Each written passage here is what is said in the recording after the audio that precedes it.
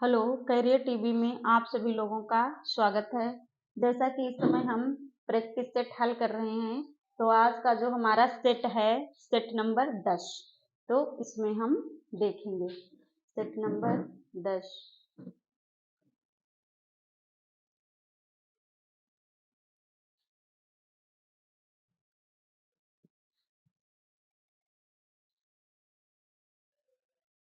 इस सेट का 10 number set का हमारा जो पहला प्रश्न है वो है, आपने हमें महान कर दिया, यह कैसा वाक्य है। आपने हमें महान कर दिया, तो क्या इसमें कोई आज्ञा की बात की गई है या इसमें विस्मयादिबोधक कोई बात हुई है या निषेधार्थक कोई बात हुई है या इच्छा बोधक। तो देखो, आपने हमें महान कर दिया, तो इसमें कोई इच्छा की बात तो लग नहीं रही है, ना तो इसमें कोई नकारात्मक शब्द प्रयोग किया गया है, ये भी नहीं है। आपने हमें महान कर दिया, आज्ञा की भी बात कोई नहीं है। तो जो बचता है विस्मयादिबोधक, थोड़ा हम ये ले लेंगे कि ये जो आपके ये इन्वर्टेड कॉमा लगे हैं, वैसे विस्मयादिबोधक का हमारा जो होता है चिन्ह ये होता है, लेकिन ये यहाँ पे लगा नहीं है, तो हम यहाँ पे इसको यहाँ पे ऐड कर लेंगे कि आपने हमें महान कर दिया, इसलिए ये विस्मयादिबोधक, ये आपका विकल्प नंबर बी सही हो जाएगा। इन विकल्पों में से सबसे जो सही व उचित है वो विकल्प नंबर बी है। अगला आपका प्रश्न है, निम्नलिखित किस वाक्य में अच्छा शब्द का प्रयोग विशेषण के रूप में हुआ है। अच्छा शब्द का, तो तुमने अच्छा किया जो आ गए, तुमने अच्छा किया जो आ गए। तो यहाँ तो अच्छा का प्रयोग यही हुआ है, हमें विशेषण बताना है। क्या बताना है? विशेषण, तो ये गलत हो जाएगा। यह स्थान बहुत अच्छा है, अब इसे अभी छोड़ देते हैं। अच्छा तुम घर जाओ, ये अच्छा यहीं पे आ गया, इसलिए ये भी सही नहीं है। अच्छा है वह अभी आ जाए, तो ये भी सही नहीं है। तो यहाँ पे है जो है वाक्य में अच्छा शब्द का प्रयोग विशेषण के रूप में हुआ है, तो विशेषण के रूप में क्या हुआ है, यह स्थान बहुत अच्छा है, यानी बहुत अच्छा है, ये विशेषण के रूप में प्रयोग हुआ है। तो विकल्प नंबर बी आपका सही हो जाएगा। अगला देखिए, विस्मय स्थायी भाव किस रूप में होता है। विस्मय स्थायी भाव, तो हास्य का है नहीं, शांत का भी नहीं है, अद्भुत का होता है विस्मय की, विभत्स का। तो विभत्स देखो, हास्य का होता है हास, ये हास का स्थायी भाव है, और शांत जो है ये निर्वेद का है। किसका है? निर्वेद का स्थायी भाव है। और अद्भुत जो है आपका किसका है? विस्मय का। अद्भुत ये किसका है स्थायी भाव? विस्मय का। और विभत्स का होता है जुगुप्सा। क्या होता है? जुगुप्सा। ठीक, जुगुप्सा होता है, तो इसलिए आपका विकल्प नंबर सी सही हो जाएगा। अगला देखिए, अगला आपका है, निम्नलिखित प्रश्नों में दिए गए वाक्यों में प्रयुक्त अलंकार के भेद का चयन उसके नीचे दिए गए विकल्पों में से कीजिए। तो संदेशन मधुवन कूप भरे, संदेशन मधुवन कूप भरे, इसका हम अर्थ निकालें। संदेशन यानी संदेशों के माध्यम से, मधुवन माने जो बाग बगीचा है, तालाब है, वो भर गए, यानी इतने संदेश हैं कि उन संदेशों से जो मधुवन बाग बगीचा है या जो हमारा तालाब है वो सब क्या भर गए। तो यहाँ किसकी, क्या रूपक की बात हुई है? नहीं, वक्रोक्त की भी नहीं हुई, अन्योक्त की भी नहीं हुई, क्या हुआ? अतिशयोक्त हुई। जहाँ पे बढ़ा चढ़ाकर बात की जाए तो उसे हम अतिशयोक्त कहते हैं। तो यहाँ कहा गया कि संदेशन, क्या कहा गया? संदेशन मधुबन कूप भरे, यानी संदेशों से क्या कुआं और वन भरे जा सकते हैं? नहीं। तो अतिशयोक्त अलंकार यहाँ विकल्प नंबर डी आपका सही हो जाएगा। अगला देखिए, ऊंचे घोर मंदिर के अंदर रहनवारी ऊंचे घोर मंदिर के अंदर रहती हैं। यहाँ पे देखिए, यहाँ पे सेम टू दोनों वाक्य हैं कि लिखा है ऊंचे घोर मंदिर के अंदर रहने वाली, यानी पहली जो हमारी जो पहली पंक्ति है इसका अर्थ है कि ऊंचे घोर मंदिर के अंदर रहने वाले, यानी उनके महल इतने बड़े थे, इतने आलीशान थे, इतने ऊंचे थे, इतने सभ्य स्थान पे वो रहती थी। लेकिन आज स्थिति ऐसी हो गई है कि ऊंचे घोर मंदिर के अंदर रहती हैं। यानी जो जैसे पर्वत हैं, पर्वत के नीचे जो स्पेस होता है या ऊपर से टीले होते हैं और नीचे जैसे घोंसला टाइप में वहां रहती हैं। तो यहाँ पे इन दोनों का अन्वय करने पर अर्थ अलग अलग निकल रहा है। तो ये परिभाषा किसकी होती है? ये परिभाषा होती है यमक अलंकार की।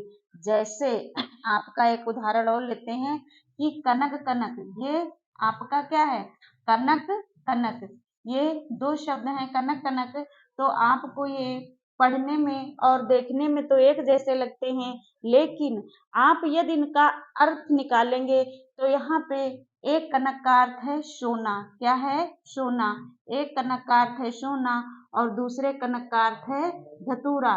तो जब हमें एक जैसे शब्द मिल जाए या एक जैसा वाक्य या एक जैसी पंक्ति मिल जाए और अन्वय करने पे उनके अर्थ अलग अलग होते हैं, तो वहां पे कैसा अलंकार होता है? यमक अलंकार होता है। उपमा की क्या पहचान है? कि जब हम किसी प्रत्यक्ष वस्तु की तुलना अप्रत्यक्ष वस्तु से करते हैं तो वहां पे उपमा अलंकार होता है। श्लेष अलंकार में जैसे एक ही शब्द के अनेक अर्थ होते हैं और अलग अलग जो है विशेषताओं के साथ उनके अर्थ को जोड़ा जाता है, तो वहां पे श्लेष अलंकार होता है। रूपक में आपका होता है कि भेद रहित आरोप। जहाँ पे भेद रहित आरोप हो तो रूपक अलंकार होता है। इसलिए यहाँ पे विकल्प नंबर ए सही है।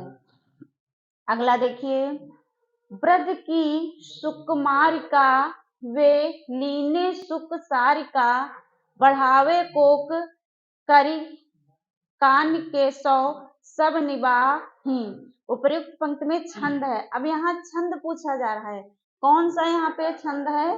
तो देखिए क्या है? ब्रज की कुमारिका वे लीने सुख सारिका, बढ़ावे कोक करी कान के सौ सब निबाहें। उपर्युक्त में कौन सा है? यहाँ पे ना तो चौपाई है, ना सवैया है, ना बरवे है। आपका हो जाएगा रूप घनाक्षरी, यानी कि इसको पढ़ने में भी बहुत घनिष्ठता है, तो रूप घनाक्षरी यहाँ पे आपका हो जाएगा।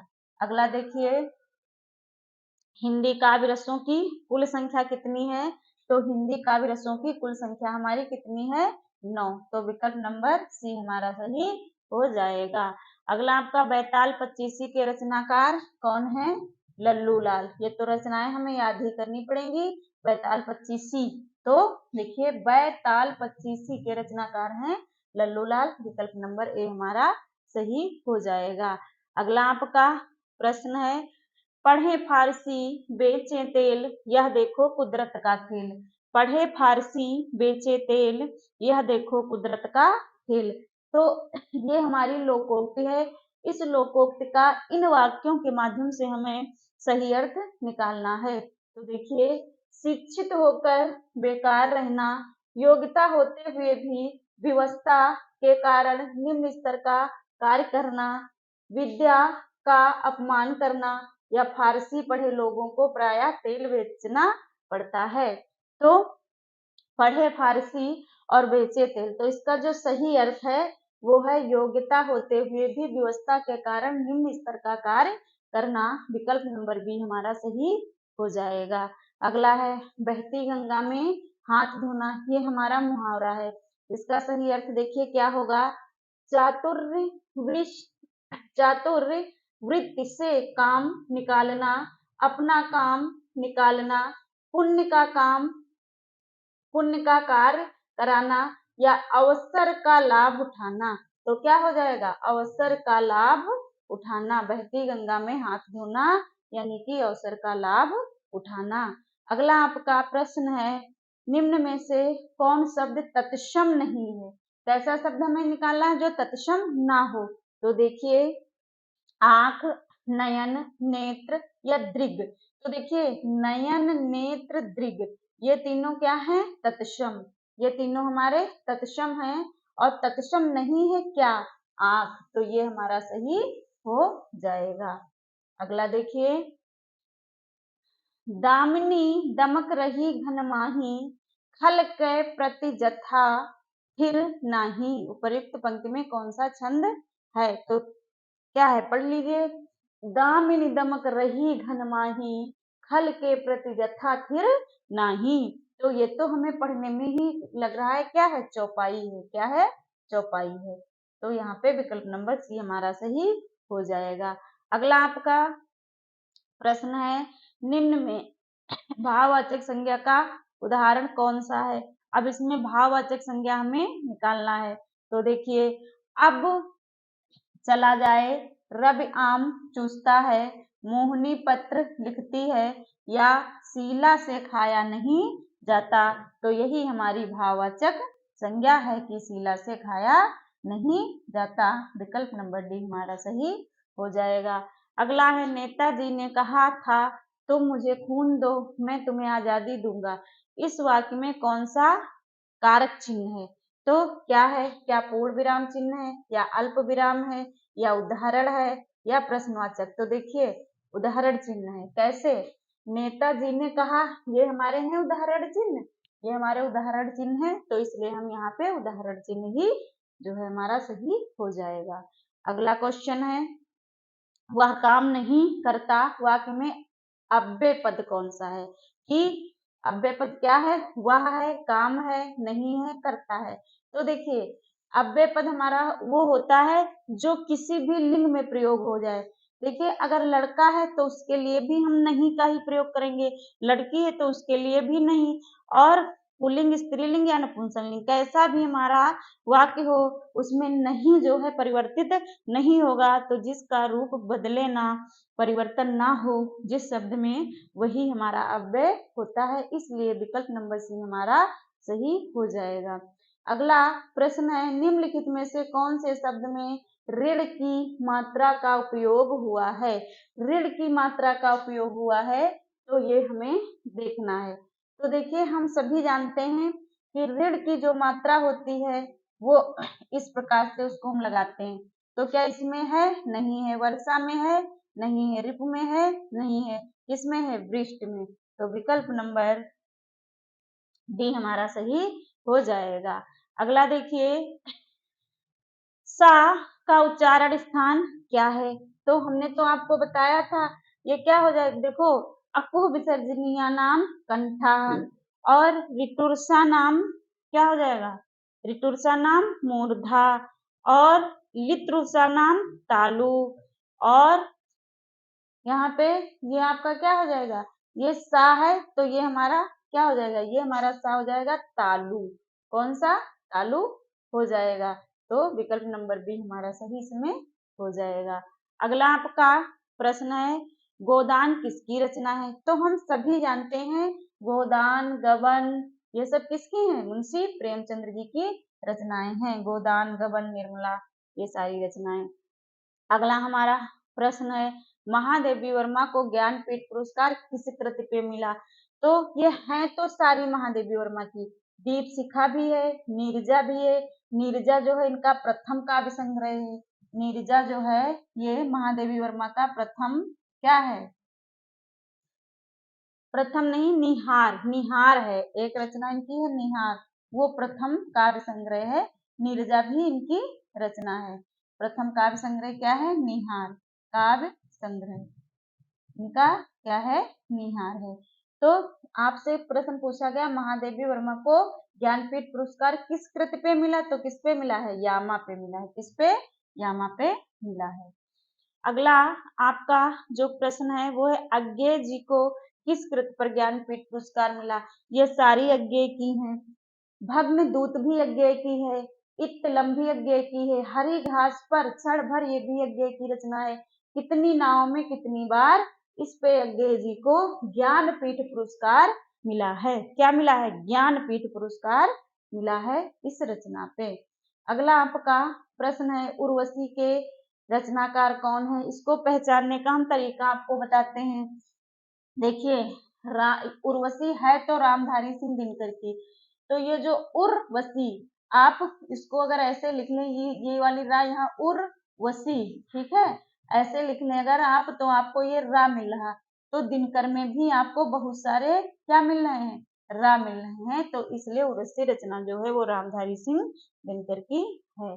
अगला आपका प्रश्न है, सब कुछ जानने वाला वाक्यांश के लिए एक शब्द है जो सब कुछ जानता हो, उसे क्या कहेंगे, उसे कहेंगे सर्वज्ञ। जो सब कुछ जानता हो उसे हम सर्वज्ञ कहेंगे। विकल्प नंबर बी हमारा सही हो जाएगा। उत्थान शब्द का विलोम क्या है, तो उत्थान का हमको पता ही है, उत्थान का विलोम क्या है, पतन होता है। अगला देखिए, अगला देवता शब्द का पर्यायवाची नहीं है, इस चीज पे हम ज्यादा ध्यान देंगे, नहीं है। ऐसा अगर हम पूरा प्रश्न नहीं पढ़ेंगे तो ये हो जाएगा कि उसमें पूछ रहा नहीं और हम उस पे लगा देंगे उस रचना पे जो है, तो नहीं है। तो देखिए, शुर मिस देवता होता है, अमर मिस देवता होता है, देव मिस देवता होता है, लेकिन सुधाकर मिस देवता नहीं होता है, तो यही आपका सही होगा।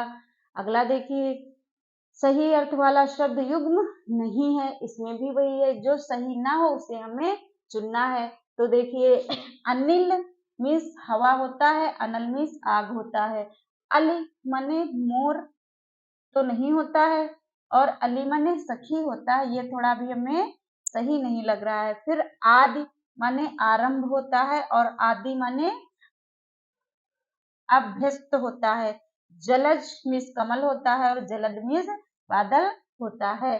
तो आपका जो ये है, ये यही हमें चुनना है, जो सही ना हो तो बी नंबर आपका सही हो जाएगा।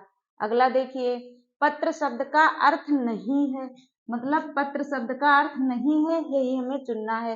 तो पत्र माने पत्ता होता है, पत्र माने पंख होता है, पत्र माने चिट्ठी होती है, लेकिन पत्र माने लेख नहीं होता है, तो आपका डी नंबर सही हो जाएगा।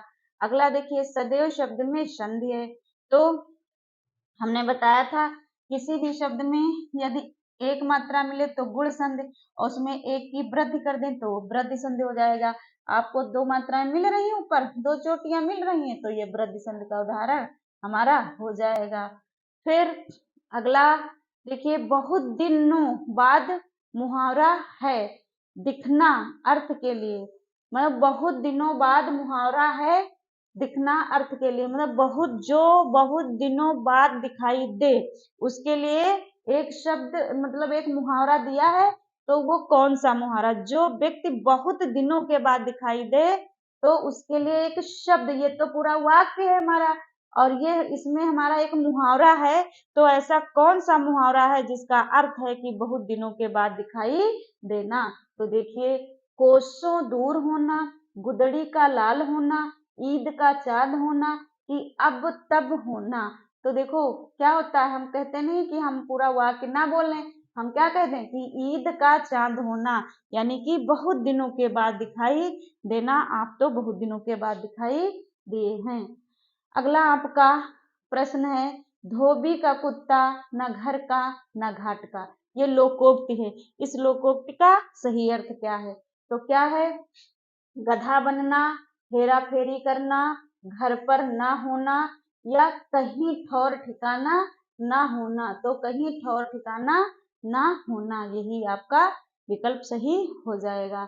अगला आपका प्रश्न है, निम्नलिखित में से अशुद्ध वाक्य छांटिए, कैसा वाक्य, अशुद्ध वाक्य छांटना है।